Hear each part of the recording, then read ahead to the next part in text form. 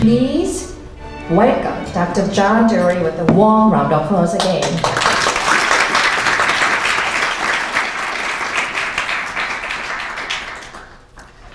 Well, thank you very much, Claire, for the introduction, and to the Academy of Korean Studies. I want to extend my appreciation.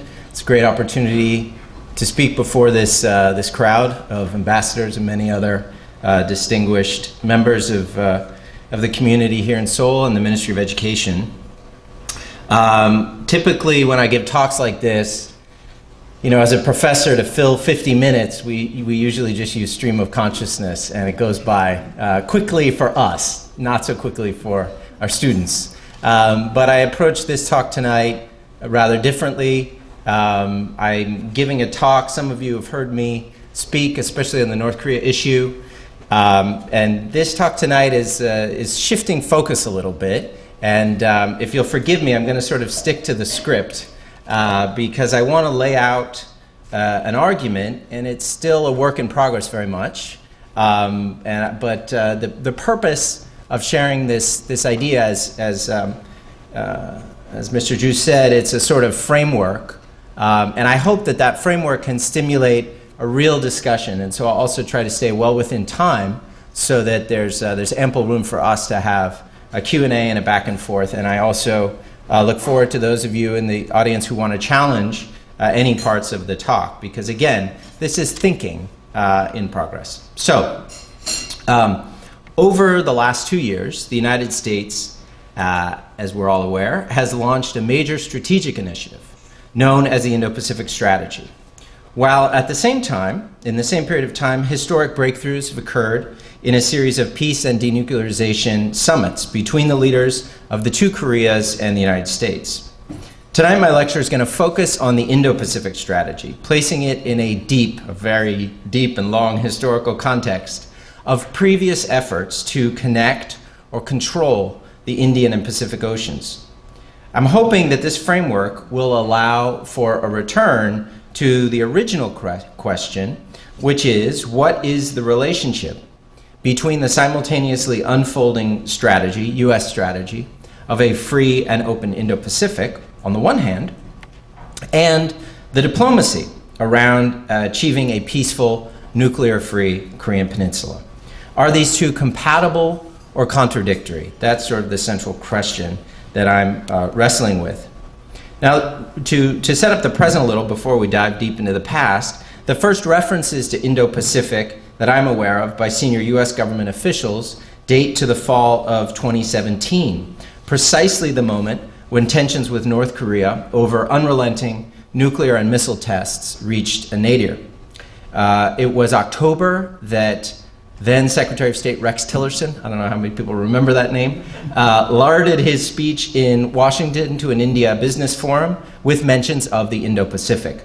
That was followed up, and this got more attention the following month, by President Donald Trump himself at that speech, who gave the term pride of place when he spoke to the APEC CEO summit in Da Nang, Vietnam.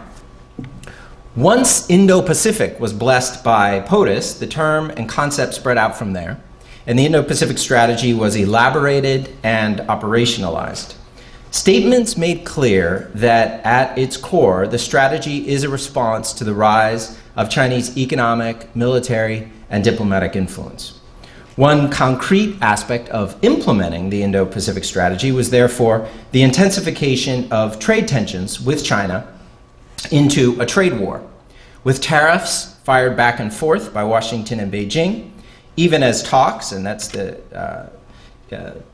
lead Chinese negotiator, Liu He, many rounds of talks that continue, took place between PRC and US negotiators. Dynamics on the Korean Peninsula, meanwhile, went through a 180-degree reversal. Trump's speech here in Seoul at the National Assembly, railing against, and it's pictured there, I was in the crowd, probably others were, railing against the evil of the North Korean regime and calling for maximum pressure, which was delivered shortly after his speech on the Indo-Pacific in Vietnam, seemed almost entirely out of date by the spring of 2018, as Trump moved toward a historic and unprecedented summit with Kim Jong-un. Trump's shift was, to a significant degree, catalyzed and buttressed by the efforts of President Moon Jae-in, who wanted to shift dynamics from confrontation to engagement, from tests to talks. As Kim Jong-un engaged in high-profile, you could say head-spinning diplomacy, both with Moon and Trump in 2018, the Indo-Pacific strategy quietly continued to move forward. Another instantiation of the strategy took place at this less noticed ceremony in Honolulu, presided over another person you may or may not remember, then Secretary of Defense Jim Mattis, who was there to rechristen the U.S. Pacific Command, or PACOM, as the Indo-Pacific Command, Indo-PACOM. And so that took place right in between these two events of the second meeting between Moon and Kim, and then the first meeting in June in Singapore between Trump and Kim. So the Indo-Pacific strategy and Korean peace process enjoyed a period of peaceful coexistence for much of 2018, suggesting a complementarity between the two major halves of U.S. strategic and diplomatic endeavor in this region.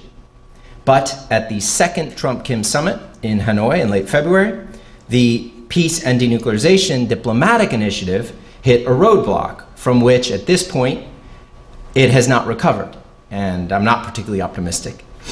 The inter-Korean peacemaking process, as a casualty of that, came to a standstill. Meanwhile, over the course of 2018, the Indo-Pacific strategy charged forward, with the U.S. foreign policy establishment largely embracing the paradigm of strategic competition against China and muting even their criticisms of tariffs, as they wanted to support a tough line in trade talks and a whole range of quote-unquote strategic issues.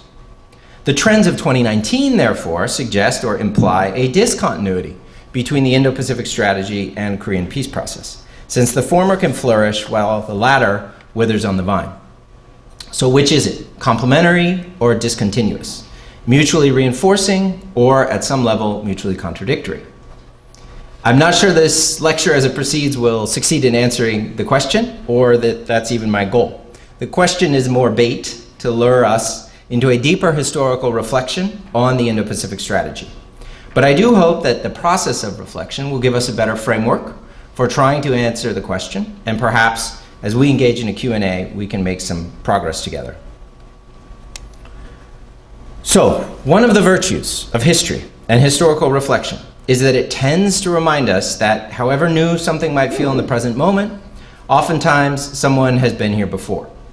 Ideally, the recognition of history, that in the words of Ecclesiastes, there is no new thing under the sun, that insight inspires a healthy sense of humility, which is probably not a bad thing, to bring into the contemplation of something called grand strategy, what we're talking about, which is a phrase that reeks of hubris.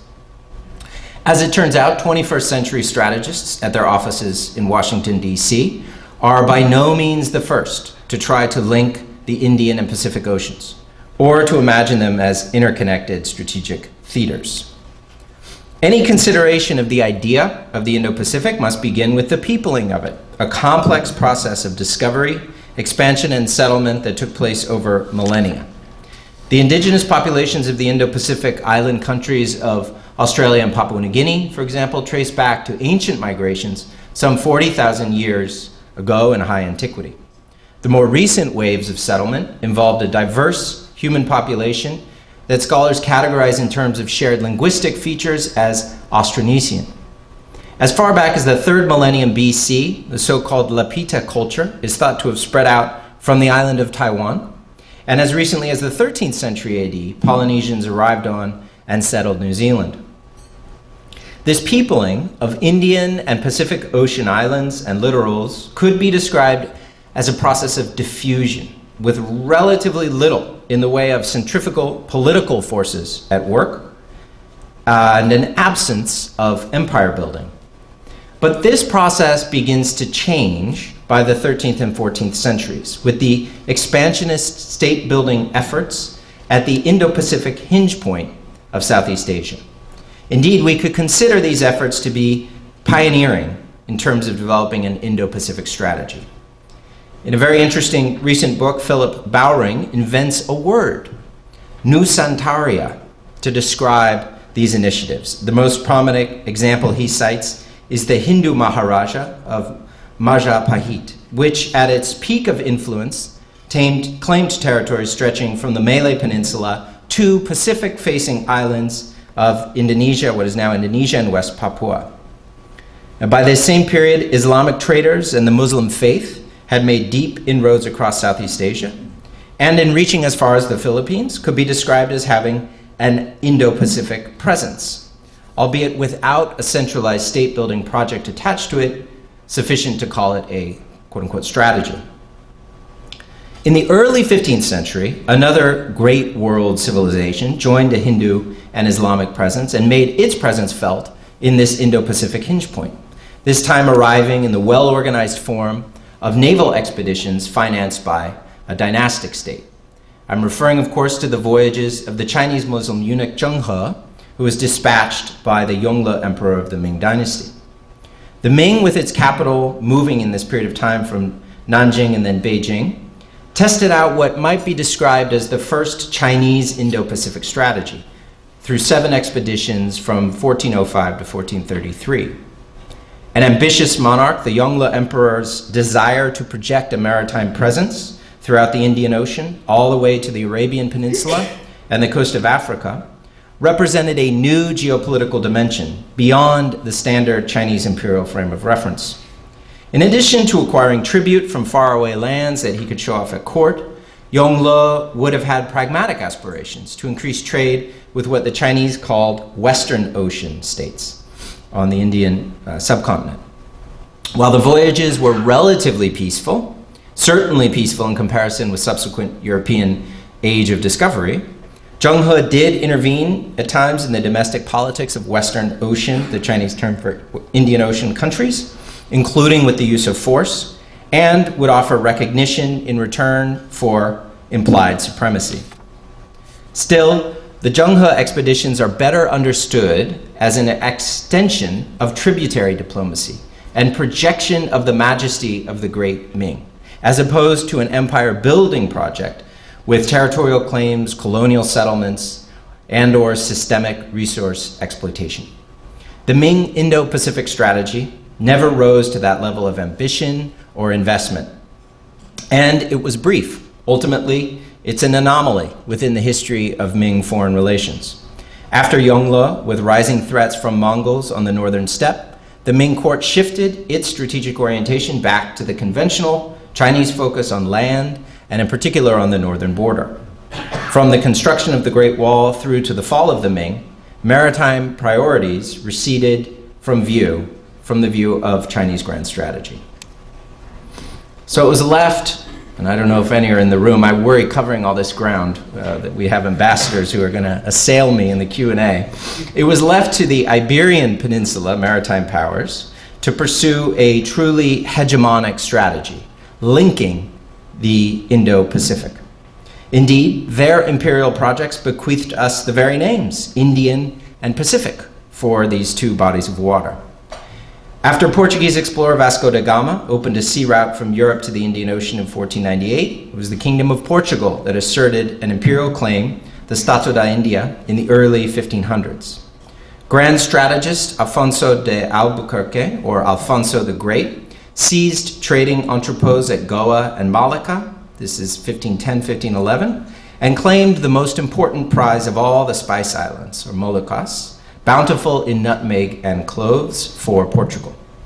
Afonso is credited with naming the Indian Ocean the Mar da India, and having established a toehold on its eastern end, he then brought the fight to the Arabian Peninsula, taking Hormuz in 1515. His was a closed sea, mare closum strategy, designed to block Arab access to the Indian Ocean and secure a monopoly for Lisbon on the spice trade. A free and open Indo-Pacific, this was not.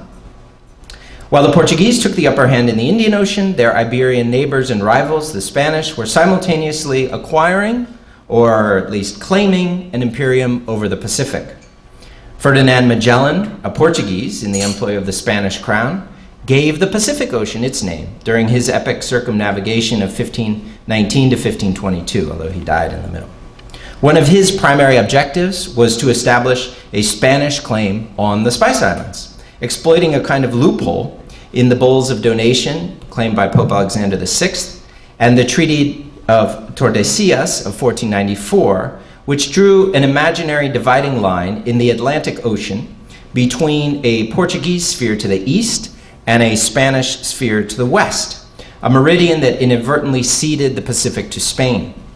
With Spain and Portugal clashing in and over the Spice Islands, they then agreed to the Treaty of Zaragoza in 1529, which drew, and you can see these lines on this map, 16th century map, which drew a second dividing line right in the middle of the Indo-Pacific.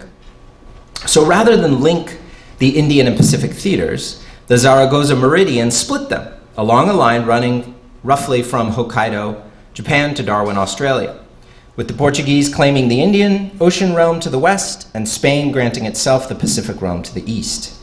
Afonso's Mare Closum to one side and what scholars call a Spanish lake to the other. So for a fleeting moment in the later 16th century, Philip II, by uniting the Portuguese and Spanish crowns, realized the dream of Indo-Pacific hegemony. The Iberian Union linked the Spanish trading nexus of Manila, Acapulco, Seville, with the Portuguese nexus of Nagasaki, Macau, Goa, Lisbon.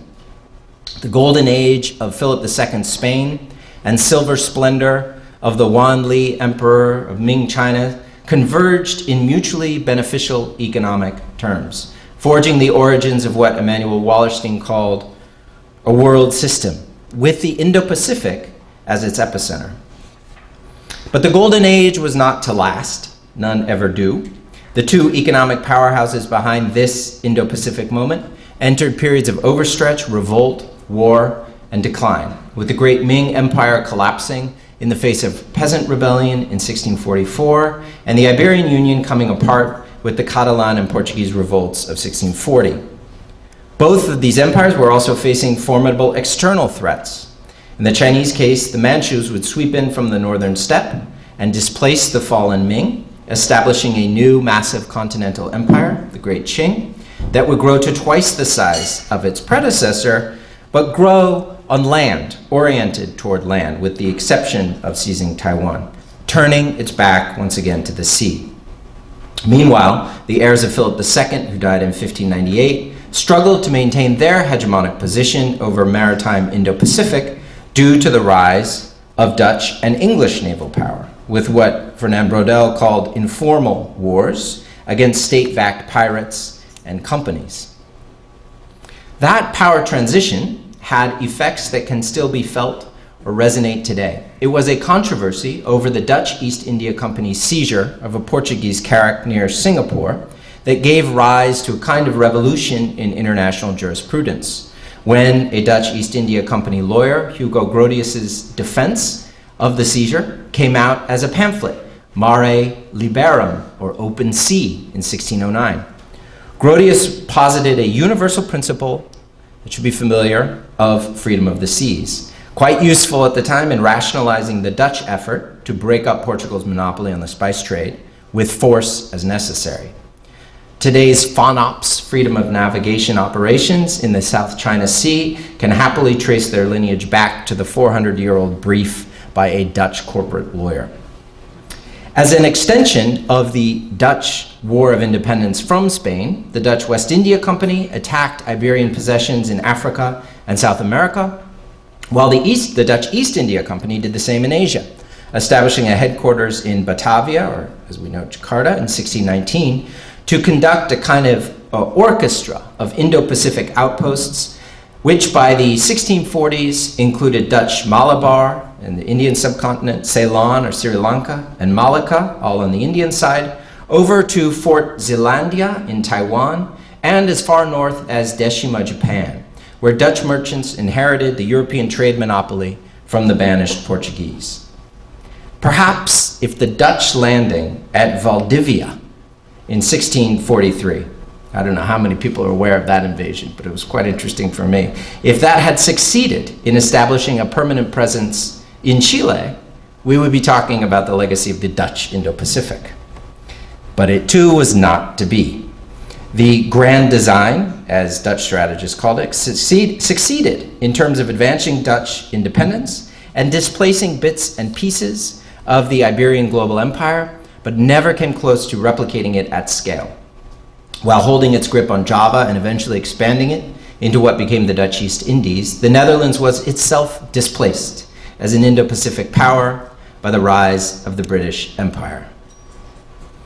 I could go on and on at this length, and I think I'd be losing more and more of you. In the interest of time and space for discussion, since we are only at the 18th century, I can't tell in depth the story of Great Britain's Indo-Pacific strategy, but it's the important next chapter. A maritime web stitched together by linking the jewel in the crown, British India, along with Rangoon and British Burma. The regional trading hubs of Singapore and Hong Kong, established by the British, the penal settler colonies of Australia and New Zealand, and a long list of small, useful islands from the Arabian Sea to the remote corners of Oceania. Perhaps the apex of British predominance could be dated to their acquisition of control of the Suez Canal in the 1880s, thereby opening a direct shipping route from Europe, the Mediterranean, to the British colonial possessions across the Indo-Pacific. Alfonso the Great would have been envious. We lack the time to wrestle with the question, and I probably lack the knowledge at this stage to wrestle with whether British hegemony ensured a free and open Pacific, or whether the freedom of the seas was more like a gift offered to friends, as opposed to a natural right enjoyed by all. It was, after all, an English jurist, John Selden, who wrote the best-known rebuttal of the Dutch lawyer, Grotius, in a book called Mare Closum, or Closed Sea, published in 1635, which argued that water, like land, can be sovereign territory of a state. It would also take a whole other lecture to chart the emergence of the two Indo-Pacific hegemons of the 20th century. Japan, with its steady modernization from the mid-19th century onwards, culminating in a brief, spectacular, brutal Indo-Pacific empire in the 1940s. And the United States, with its quiet accumulation across the second half of the 19th century of what historian Daniel Immerwahr calls the hidden empire, claiming vast swaths of the Pacific, striking out in naked imperialism with the Spanish-American War and colonization of the Philippines, striking out again in massive military force to fight the Pacific War against fascist Japan. And then, in the post-war period, and well beyond maybe to today, creating and maintaining a hub-and-spoke alliance system, fortified by military garrisons from Honolulu to Okinawa, from Pyeongtaek to Guam, from Darwin to Diego Garcia. So, I brought us back to the present, to where this lecture began. Although it was Donald Trump who officially launched the brand Indo-Pacific, the origins of the U.S. Indo-Pacific strategy can be traced to America's first Indo-Pacific president, Barack Obama, who was born on an island in the middle of the Pacific and spent formative years living in the hinge point of the Indian and Pacific Oceans in Jakarta. At a speech to Australian Parliament, followed by a rally pictured here for US and Aussie troops in Darwin, Obama described a broader shift, as he called it, that was taking place in the world order, and also a shift for the US role in that order. He was speaking just before the last American troops were scheduled to leave Iraq. Obama hoped that ending what Americans call the forever wars in Iraq and Afghanistan would allow the United States to shift the center of gravity for its grand strategy over here to the Asia-Pacific region. And in this stage, it was called Asia-Pacific. But then Secretary of State Hillary Clinton followed up on Obama's speech with an article, much read and cited article in Foreign Policy, explaining what the Obama administration would brand the pivot to Asia. In her article, she did introduce an Indo-Pacific element, but she did it in the form of a question. Clinton wrote, "How we translate the growing connection between the Indian and Pacific Oceans into an operational concept is a question that we need to answer if we are to adapt to the new challenges in the region. That question in Obama's pivot to Asia gets explicitly answered in Trump's Indo-Pacific strategy, and Clinton's euphemistic new challenges is spelled out as a 5-letter word. Let me read from the Trump National Security Strategy, which came out in December 2017. Quote, China seeks to displace the United States in the Indo-Pacific region, expand the reaches of its state-driven economic model, and reorder the region in its favor. A geopolitical competition between free and repressive visions of world order is taking place in the Indo-Pacific region. States throughout the region are calling for sustained U.S. leadership in a collective response that upholds a regional order respectful of sovereignty and independence. The National Security Strategy's choice of wording in that passage stands out, especially that first action verb, displace. Austronesian, Nusantarian, Hindu, Islamic, Chinese, Iberian, Dutch, British, Japanese, American. A quote some will recognize immediately. All the rivers run into the sea, yet the sea is not full. Into the place from whence the rivers come, thither they return again. The thing that hath been, it is that which shall be, and that which is done is that which shall be done. And there is no new thing under the sun.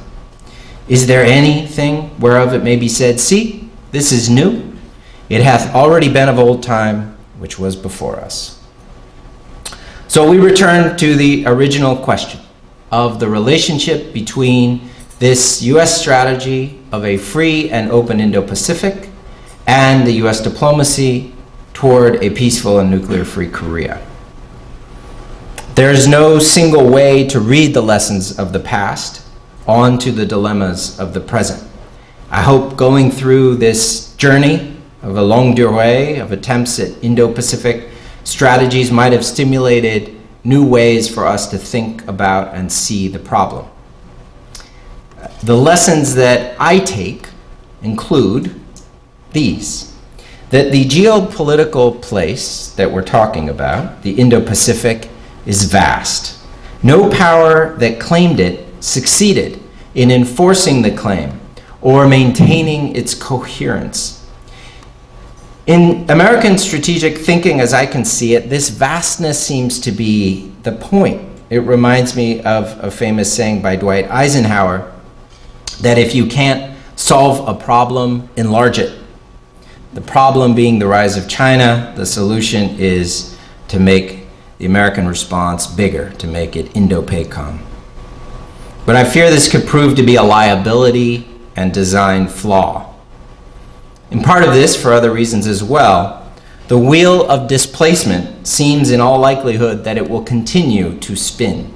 It will spin for the current hegemon, but also for the one to come. To become too attached to the way things are now, to the status quo, can leave one unprepared for the inevitable turning of the wheel. And therefore, to the question of peace between the two Koreas, it is up to them, to their leaders, elites, publics. They will have to carve out the room for peace within the shrinking or expanding space of strategic competition. The great powers will not make that space for them. Whether complementary or contradictory is up to them, a choice, not a destiny. So I'll stop there, and I hope I've provoked discussion. Thank you.